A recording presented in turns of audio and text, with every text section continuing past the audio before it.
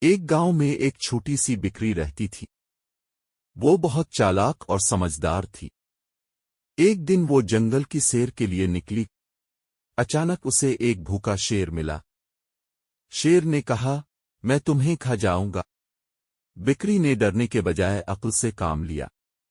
وہ بولی، شیر بادشاہ، اگر آپ مجھے ابھی کھا لیں گے تو آپ کا پیٹ تھوڑی دیر بعد پھر خالی ہو جائے گا۔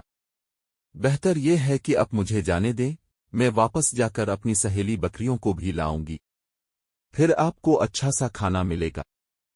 شیر نے سوچا کہ یہ بات تو ٹھیک ہے۔ اس نے بکری کو جانے دیا۔ بکری فوراً دوڑی اور سیدھی گاؤں واپس چلی گئی۔ اس نے باقی بکریوں کو بھی بتایا اور سب نے مل کر جنگل کے کنارے ایک اونچی دیوار بنوا دی تاکہ دوبارہ کوئی جانور نقصان نہ پہنچا سکے۔ شیر بہت دیر تک بکری کا انتظار کرتا رہا، مگر وہ کبھی واپس نہ آئی۔ سبق: عقل اور ہوشیاری سے ہم بڑے خطرات سے بچ سکتے ہیں۔ اگر آپ چاہیں تو میں اس کہانی کی تصویریں بھی بنا سکتا ہوں، بس بتائیں۔ Ask you